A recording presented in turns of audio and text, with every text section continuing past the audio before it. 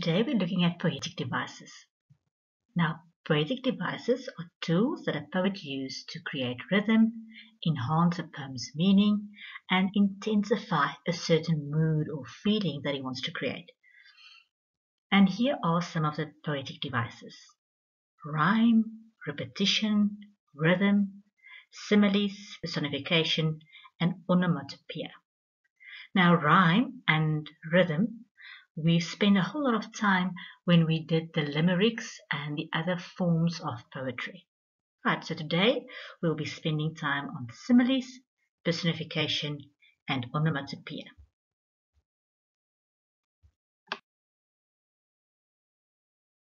Let's start with similes. Similes are used to compare two different things in a descriptive way, and we often use the words like or as to make the comparison. Here's an example for you. The moon floats in the sky like a yellow balloon. So the moon is being compared to a balloon. Another example, hail as big as golf balls hammer on the roof. Again, hail is being compared to a golf ball, and note the use of the word as. Let's also look at a little poem with many similes. Let's read it together. Wildcat. A beast with eyes of moonlight. His eyes being compared to the moonlight. Fur like knotted wool. The teeth like pearls so bright. He slips away a shadow. So teeth being compared to pearls, his fur to wool, and he looks like a shadow.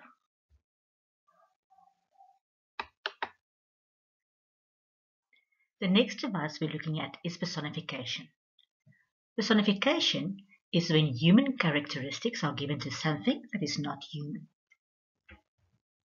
And here's an example for you: as winter creeps through my window. Creep is a human characteristic that we are assigning to winter. And another example, the spring blossoms turn their faces to the sun. Spring blossoms don't have faces, that's a human characteristic, and we're assigning that characteristic to the blossoms.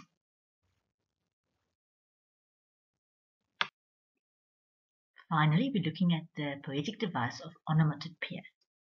Now, onomatopoeia is when a word describes or mimics the sound of an object or an action it refers to.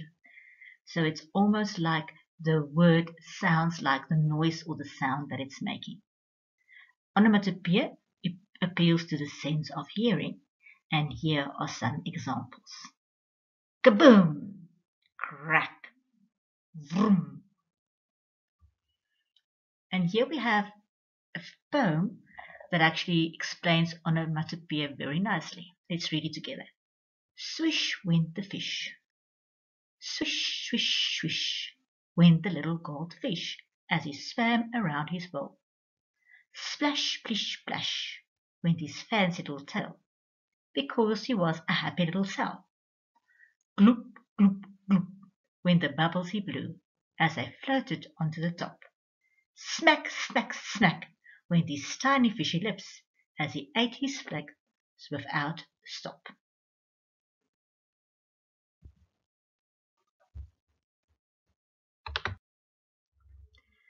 So I'd like to demonstrate how these poetic devices work together to create a specific rhythm and mood.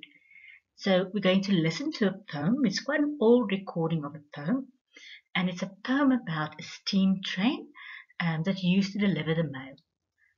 The poem's name is Night Mail, and I'd like you to pay special attention to two devices: personification.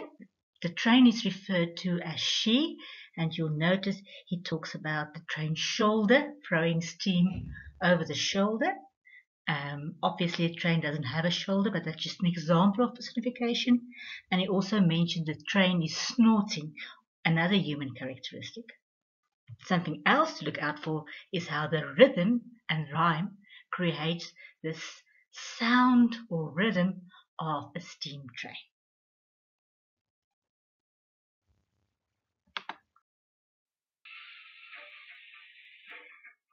This is the Night mail crossing the border, bringing the check and the postal order, letters for the rich, letters for the poor, the shop at the corner of the girl next door, pulling up beat took a steady climb, the gradient's against her but she's on time.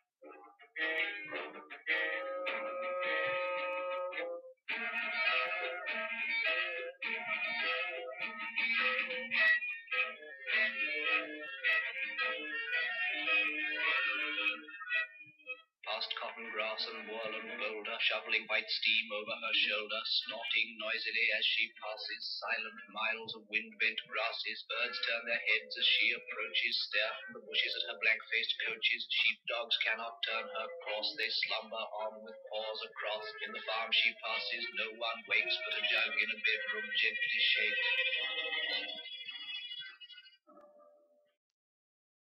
So let's quickly look at what we've done during this lesson.